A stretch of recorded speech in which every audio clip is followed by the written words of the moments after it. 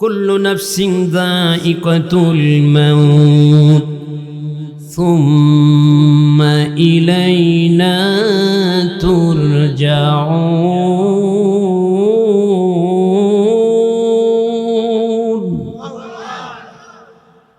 এই আয়াতে কারিমা যদিও ছোট, কিন্তু এই ছোট্ট আয়াতকে অস্বীকার করার ক্ষমতা পৃথিবীর কোনো মানুষের নাই। বর্তমান সময়ে কাবা শরীফের ইমাম যারা, তারা ওই আয়াতকে উপেক্ষা করে আল্লাহর নির্ধারিত সময় এসে গেলে একটা সেকেন্ড অতিরিক্ত জমিনে ভোগ করার অধিকার পাবে না। কাবা শরীফের ইমাম এটা দুনিয়ার মসজিদগুলোর ইমামদের সম্মানে সম্মানী ইমাম নন। যেই ঘরকে কেন্দ্র করে আপনি আমি 5 ওয়াক্ত নামাজি শুধু না, অন্যান্য নিজের ব্যক্তিগত নফল নামাজ, মাগরিবের পরের 6 রাকাত তাওয়াবিন নামাজ, ইশরাক পড়েন, চাশ পড়েন, রাতের তাহাজ্জুদ পড়েন, প্রত্যেক নামাজের মধ্যেই মুতাওয়াজ্জিহান ইলা জিহাতিল কাবাতিশ শরীফাতি আল্লাহু আকবার বলে দাঁড়িয়ে যান। যেই কাবা শরীফের দিকে মুতাওয়াজ্জিহ হয়ে আপনি আপনার নামাজ নামিয়ে ইবাদত সম্পাদন করেন, ওই কাবা শরীফের ইমামের মর্যাদা আর আমি ইমামের মর্যাদা এক না। কিন্তু সেই ইমাম মর্যাদা আমার থেকে কোটি কোটি গুণে সম্মানী হলেও ও ইমাম সাহেব আল্লাহর নির্ধারিত সময় এসে গেলে আল্লাহর সাথে কনসিডার করে আলাপচারিতার মাধ্যমে একটা দিন অথবা একটা সেকেন্ড অতিরিক্ত ভোগ করবে, ওই কাবার ইমামেরও সে অধিকার আল্লাহ দেন নাই। দিছেন? কাবার ইমাম কি একদিন বেশি থাকতে পারবে? আল্লাহ বলেছেন ইযা জাজালুহুম লা ইস্তাখিরুনা সাআতান ওয়ালা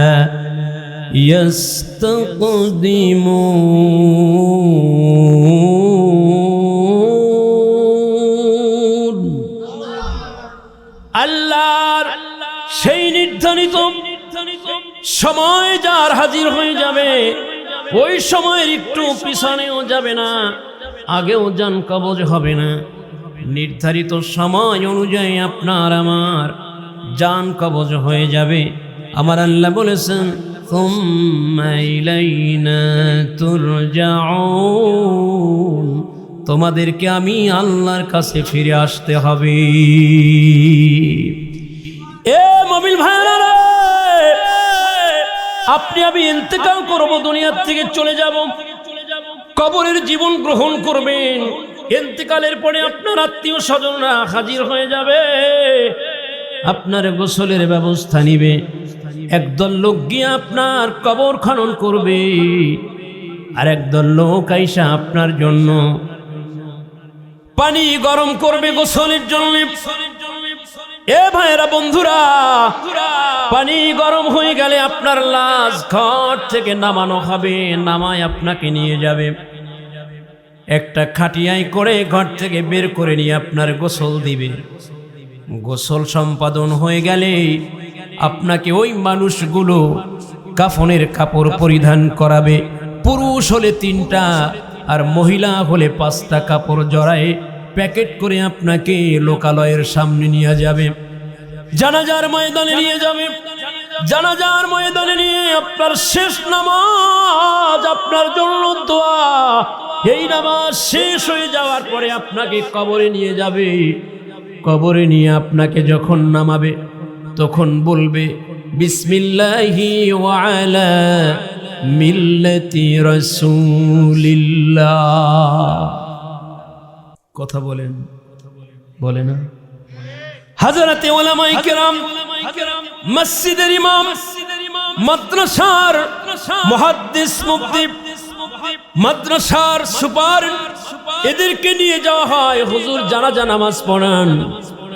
জানাজা নামাজ হয়ে গেলে হুজুর কবরের কাছে গিয়া যখন মাইয়িতকে কবরে রাখা হয় তখন বলে দেয়, আপনারা সবাই বলেন বিসমিল্লাহি وعلى ملة رسول الله বলেন বলেন অর্থাৎ আমাদের কলিজার টুকরা মায়ার নবীজির মিল্লাতের উপরে আদর্শের উপরে কবরে রেখে দিলাম।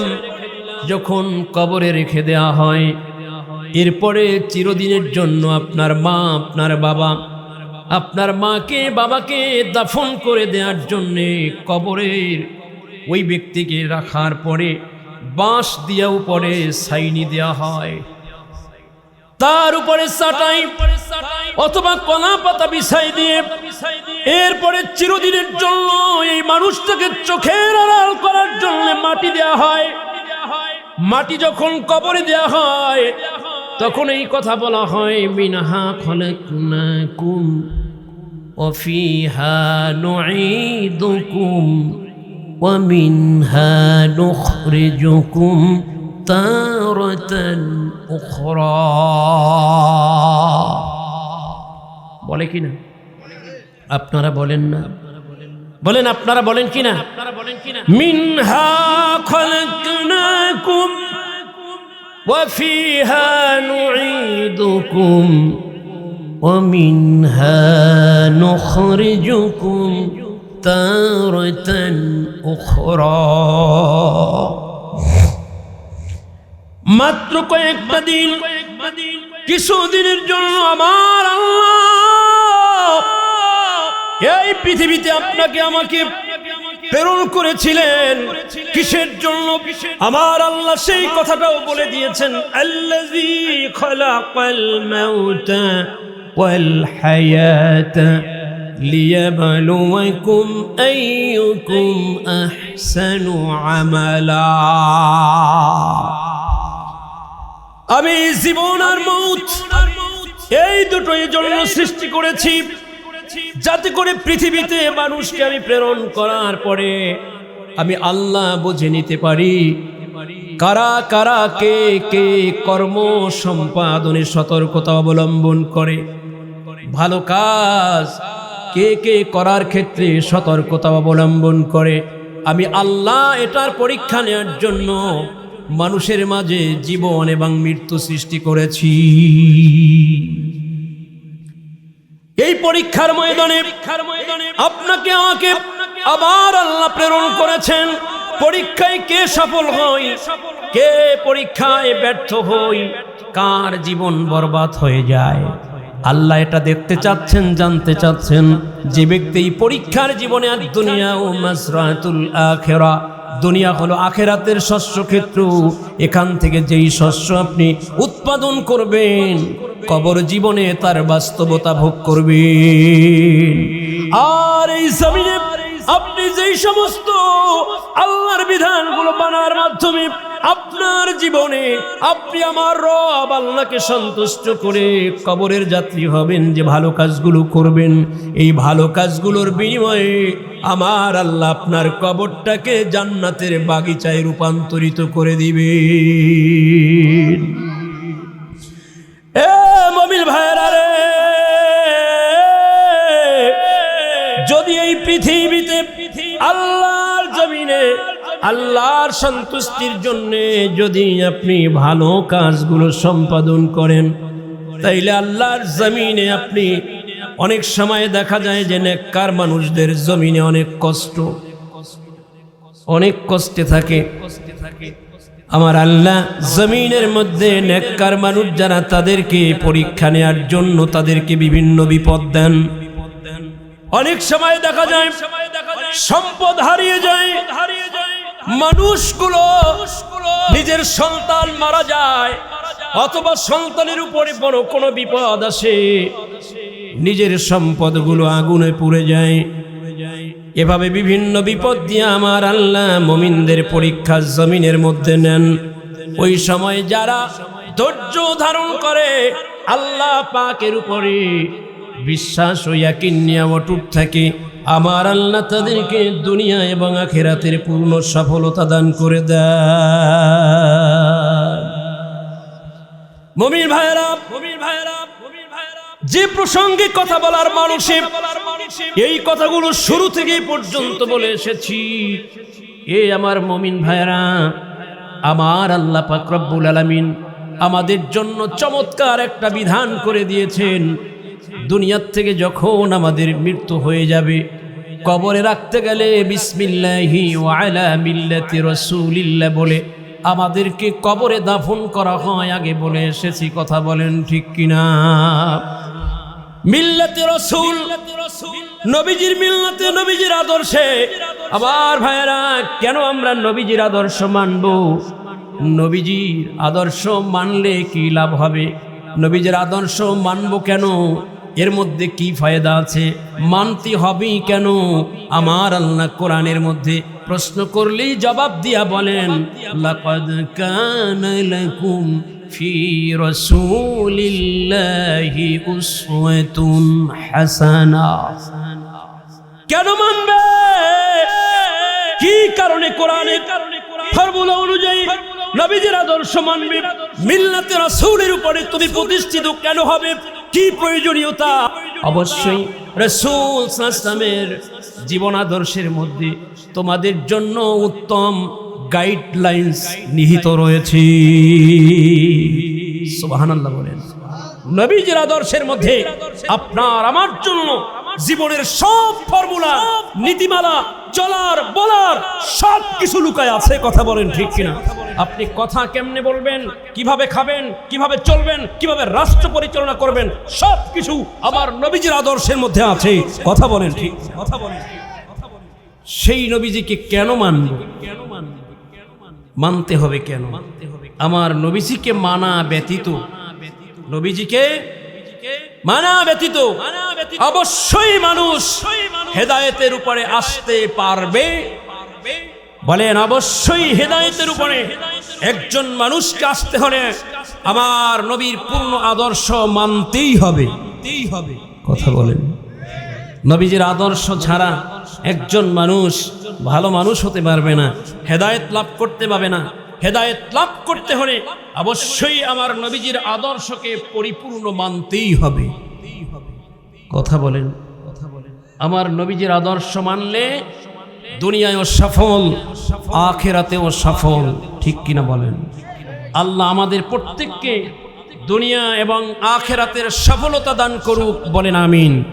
মুআজ্জাজ হাজিরিন, এবারে আসেন আমার নবীজি রাসূলুল্লাহ সাল্লাল্লাহু আলাইহি ওয়াসাল্লামের আদর্শ যদি আমরা মানি কি ফায়দা হবে? আর আদর্শ কিভাবে বা মানব? আমার আল্লাহ বলে দিয়েছেন, ওয়া মান ইউতি'ইর রাসূল ফাকাদ আতা'আল্লাহ। যেই ব্যক্তি আল্লাহ পাকের নবী রাসূলুল্লাহ সাল্লাল্লাহু আলাইহি ওয়াসাল্লামের ইতাআত তথা আনুগত্য করবে, সে যেন আল্লাহ পাকেরই আনুগত্য করলো। সুবহানাল্লাহ বলেন। আল্লাহ পাকের নবীর আনুগত্য করলে আল্লাহ পাকের আনুগত্য হয়ে যাবে। সুবহানাল্লাহ। আমার দিকে আপনারা মনোনিবেশ করুন। কোরআনের কথা চলতেছে। মেহমান যারা এসেছে তাদেরকে বসতে দেন। ভাইরা আমার, আল্লাহর আনুগত্য, নবীর আনুগত্য মানতে হবে। কথা বলেন ঠিক কিনা? নবীজির আনুগত্য যদি পূর্ণাঙ্গ রূপে মানা হয় আপনার কি ফায়দা, কি লাভ? আমার আল্লাহ রাব্বুল আলামিন জানাই দিয়েছেন, যে ব্যক্তি রাসূলের আনুগত্য করলো সে যেন আমি আল্লাহ পাকেরই আনুগত্য করলো। নবীজিকে ভালোবাসবেন তো আল্লাহর ভালোবাসা এমনিতেই হয়ে যাবে। আল্লাহ এই জন্য বলেছেন, আমরা এই আয়াতে কারিমা তেলাওয়াত করেছিলাম, কুল ইন কুনতুম তুহিব্বুনাল্লাহ ফাত্তাবিউনি ইউহিব্বুকুমুল্লাহ ওয়া ইয়াগফির লাকুম যুনুবাকুম আল্লাহু গফুরুর রহিম।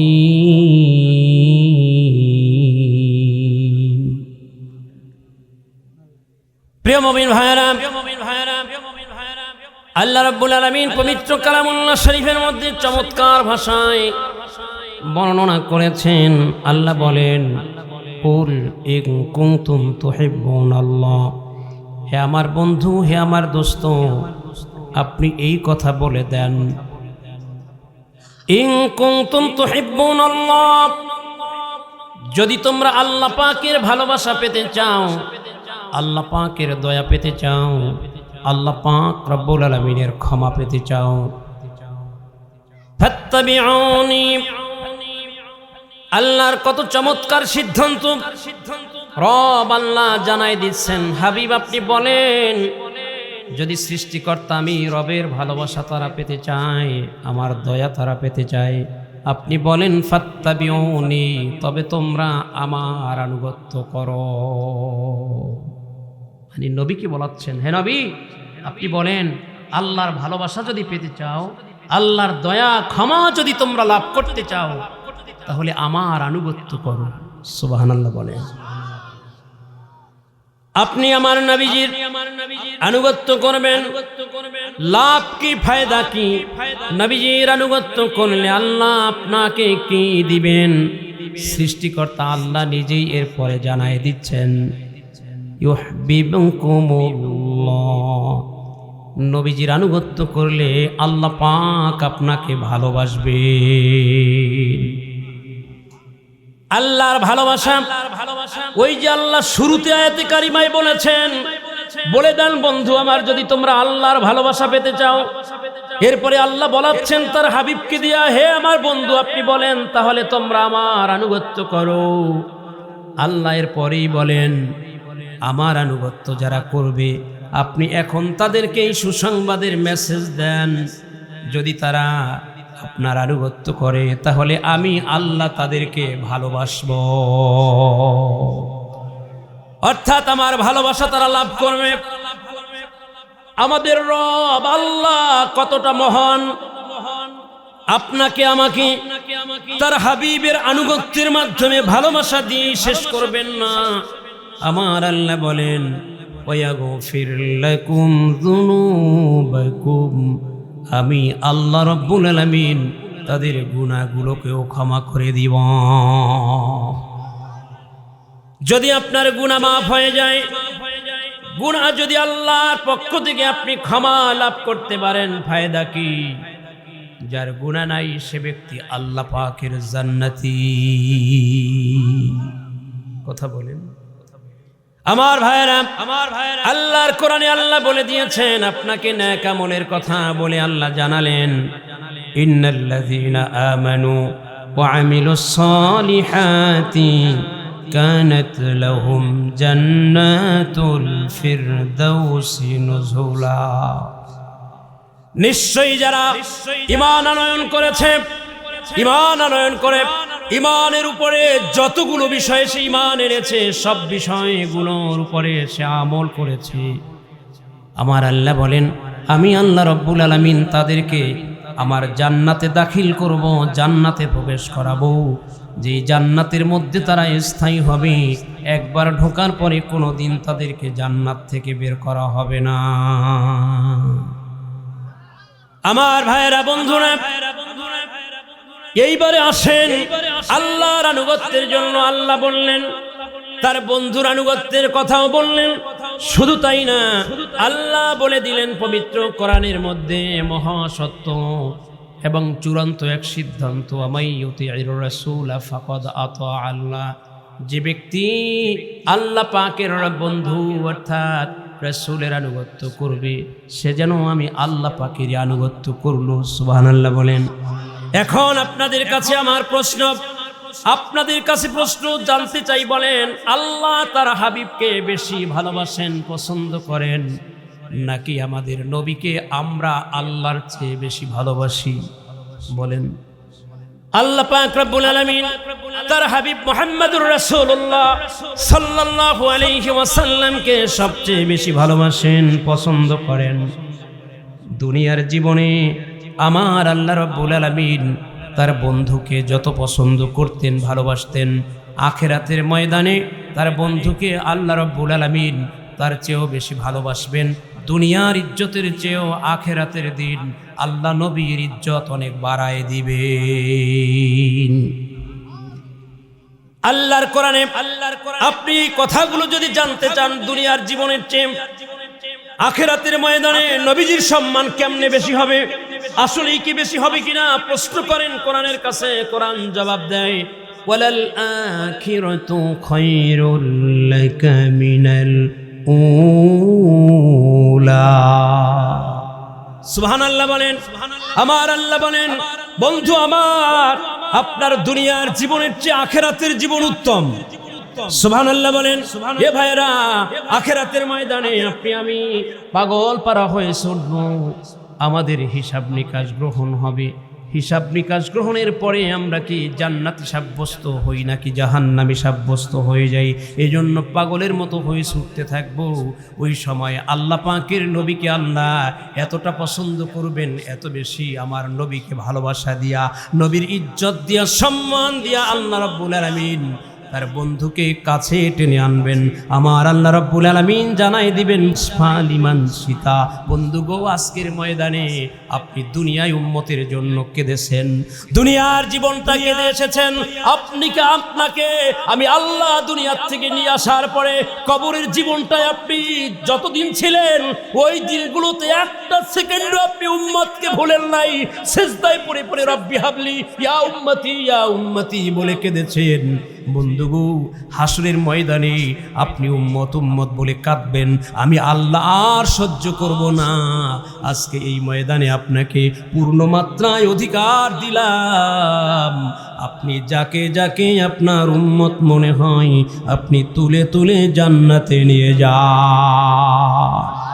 দুনিয়ার জীবনে পেরেশান ছিলেন যে আমার উম্মত আমি জান্নাতে নিতে পারবো কিনা, কয়জন জান্নাতে যাবে, কয়জন জাহান্নামী হয়ে যায়, এ বিষয় আপনি দুনিয়ার মধ্যে স্থির মন নিয়ে আপনি সময় কাটাতে পারেন নাই, পেরেশানিতে ছিলেন, দুনিয়ার জীবনটাই শেষ করেন নাই, কবরের জীবনটাই আপনি উম্মতের জন্য কেঁদে কেঁদে আপনার রওজা শরীফ, আপনার কবর শরীফের মাটি আপনি ভিজায় ফেলেছেন।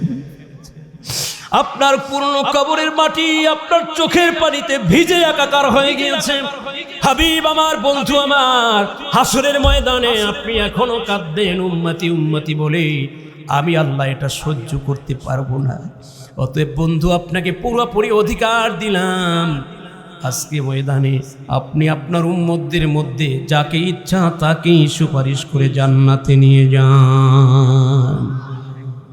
আমার যুবক ভাইরা, বৃদ্ধ বাবাজিরা, নবীজি কলিজার টুকরা সাহাবী আব্দুল্লাহ ইবনে আব্বাস রাদিয়াল্লাহু তাআলা আনহু বলেন, হাসরের ময়দানে নবীজির উম্মতের মধ্যে যারা সবশেষে জান্নাতে যাবে, জাহান্নামের শাস্তি ভোগ করার পরে তারা কমপক্ষে ৯,০০০ বছর জাহান্নামের আগুনে অগ্নি শিখায় তারা প্রজ্বলিত হবে। এরপরে আল্লাহর দয়ায় তারা জান্নাতে যাবে। সেই দীর্ঘ সময় পথ পাড়ি দিয়ে ৯,০০০ বছর পরে নবীজির উম্মতদের মধ্যে যারা আল্লাহ পাকের কাছে ক্ষমা লাভ করবে তাদের বর্ণনা হযরত ইবনে আব্বাস রাদিয়াল্লাহু তাআলা আনহু এভাবে দিচ্ছেন, হাসরের ময়দানে নবীজির উম্মতের মধ্যে যারা সবশেষে আল্লাহ পাক রব্বুল আলামিনের কাছে ক্ষমা লাভ করবে, ৯,০০০ বছর জাহান্নামের আগুনে জ্বলতে থাকবে। এই সময়গুলোর মধ্যে একবার তাদের দেহ পুরে ছাই বর্ষ করে নিশ্চিহ্ন করা হবে, আবার তাদের দেহ পূর্ণভাবে তৈরি করে জাহান্নামের আগুনের মধ্যে আবার তাদেরকে প্রজ্বলিত করা হবে, জ্বলে ছাই হয়ে যাবে, আবার তাদের দেহ তৈরি করা হবে। এইভাবেই জাহান্নামের শাস্তি তারা একের পর এক ভোগ করতে করতে ৯,০০০ বছর ওই আগুনের মধ্যে থাকবে। আমার মুমিন ভাইরা, নবীজির কলিজার টুকরা সাহাবী হযরত আব্দুল্লাহ ইবনে আব্বাস রাদিয়াল্লাহু তাআলা আনহু বলেন, এই ৯,০০০ বছর জাহান্নামের আগুনের মধ্যে জ্বলা কালীন সময়ের ৪,০০০ বছর যখন অতিক্রম হয়ে যাবে, জাহান্নামের মধ্যে হাবুডুবু খাওয়া মানুষগুলো ওই জাহান্নামের আগুনের মধ্যে বসে আমার আল্লাহ পাক রব্বুল আলামিনকে ডাক দিয়া আল্লাহর দয়া অনুসন্ধান করবে। ৪,০০০ বছর পরে জাহান্নামের মধ্যে অগ্নিদগ্ধ মানুষগুলো আল্লাহকে ইয়া আল্লাহ ইয়া আল্লাহ ইয়া আল্লাহ বলে ওই আগুনের মধ্যে প্রজ্বলিত হবে, আর আমার আল্লাহকে ইয়া আল্লাহ বলে ডাকবি।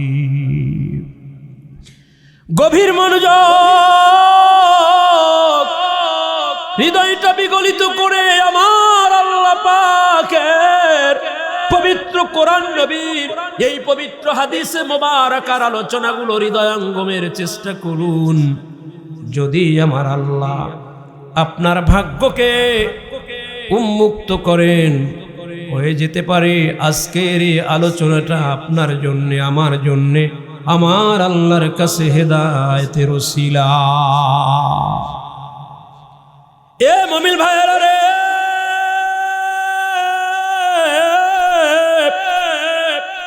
গভীর মনোযোগ, আমার কলিজার টুকরা প্রিয় নবীজি সাহাবী হযরতে আব্দুল্লাহ ইবনে আব্বাস রাদিয়াল্লাহু তাআলা আনহু বলেন, নবীজির উম্মতদের মধ্যে যারা সবার শেষে জাহান্নাম থেকে মুক্তি লাভ করে জান্নাতে যাবে, তারা 4 সহস্র বছর পরে ওই জাহান্নামের আগুনে হাবুডুবু খাওয়া অবস্থায় আল্লাহকে ইয়া আল্লাহ বলে ডাকবে। এই 4 সহস্র বছর এর মধ্যে আল্লাহর কথা তাদের স্মরণে আসবে না, আল্লাহকে একটা বারের জন্য তারা স্মরণ করবে না। জাহান্নামের শাস্তি ভোগ করবে, ও শব্দ করবে। আল্লাহকে স্মরণ করলে আল্লাহর দয়ায় যে আজকে ক্ষমা পাওয়া যাবে, এই কথাটাই যেন তারা হৃদয় থেকে ভুলে যাবে। 4 সহস্র বছর পরে মানুষগুলো আল্লাহকে ইয়া আল্লাহ বলে আল্লাহর দয়া চাইবে। সুবহানাল্লাহ বলতে এ মুমিন ভাইরা রে, আবার নবীজির কলিজার টুকরা সাহাবী হযরতে আব্দুল্লাহ বিন আব্বাস রাদিয়াল্লাহু তাআলা আনহু বলেন, 1 সহস্র বছর পর্যন্ত আমার আল্লাহকে ইয়া আল্লাহ বলে তারা ডাকতেই থাকবে। সুবহানাল্লাহ বলে। আমি আপনাদেরকে বিনয়ের সাথে বলি রে ভাইরা, জাহান্নামের মধ্যে যদি সেই দলের মধ্যে আপনি আমিও আল্লাহ এই পদ্ধতির মধ্যে পড়ে যায়, 4 সহস্র বছর অগ্নিদগ্ধ হওয়ার পরে আল্লাহকে আল্লাহর দয়া পাওয়ার জন্য আল্লাহ বলে ডাকবো, ইয়া আল্লাহ বলবো। এ মুমিন ভাইরা, এই জান্নাতের প্যান্ডেলের মধ্যে বৈশা জাহান্নামের শাস্তি ভোগ করার পরে আল্লাহকে আল্লাহ বইলা ডাকবেন। ওই জায়গায় আমার আল্লাহ দয়া করে আপনারে ক্ষমা করার জন্য একটা পদ্ধতির মধ্যে কেবলমাত্র নিয়ে এসেছেন। যেই ডাকটা আল্লাহ তখন আপনার জবান থেকে বের করে দিবেন, ওই ডাক আল্লাহর ওই মধুর নাম। এই ময়দানে বসে হৃদয় থেকে কয়েকবার উচ্চারণ করে আল্লাহকে ডাক দেন, ইয়া আল্লাহ।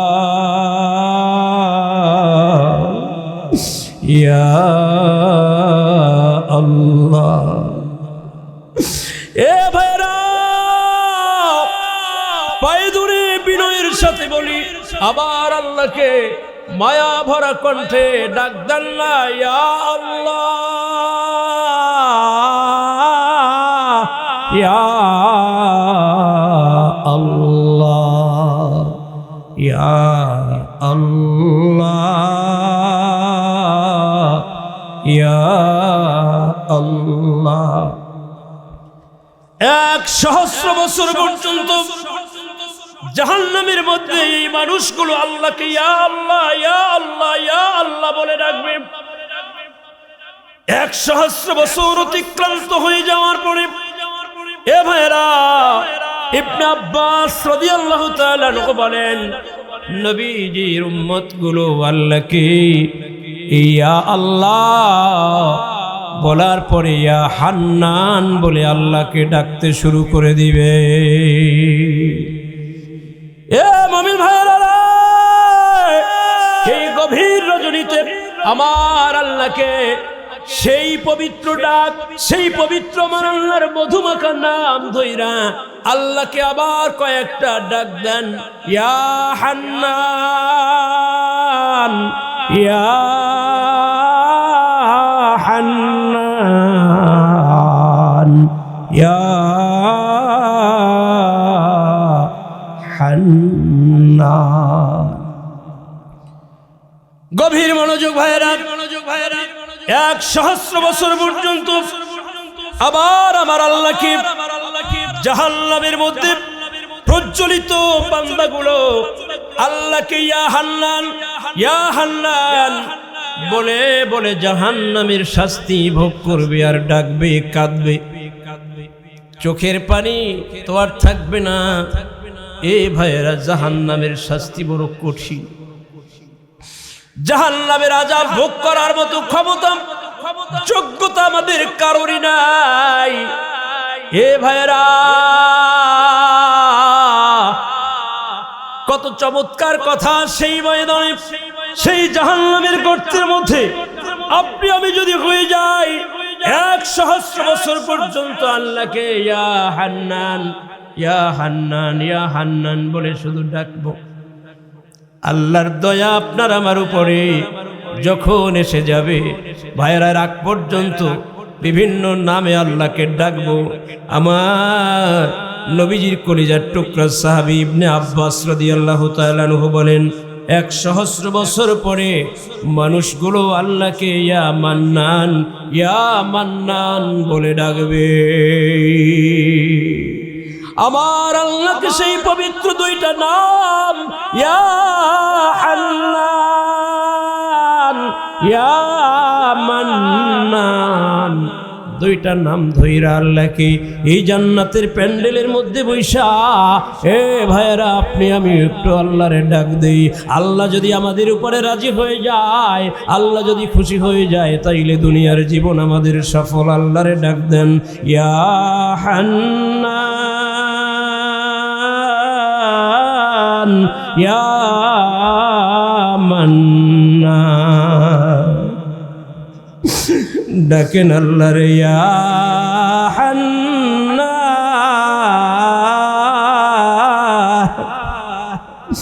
ইয়া মান্নান।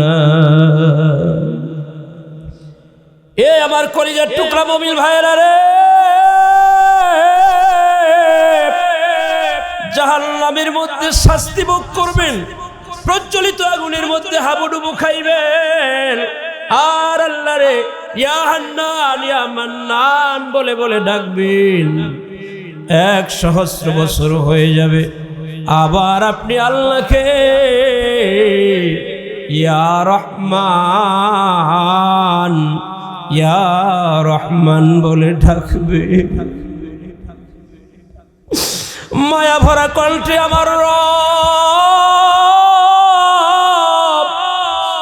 যিনি চায় না আপনাকে আমাকে জাহান্নামে ফেলতে, ওই সৃষ্টিকর্তা আল্লাহকে গভীর রাতে মায়া ভরা কণ্ঠে ডাক দেন, ইয়া রহমান, ইয়া রহমান, ডাক দেন, ইয়া রহমান,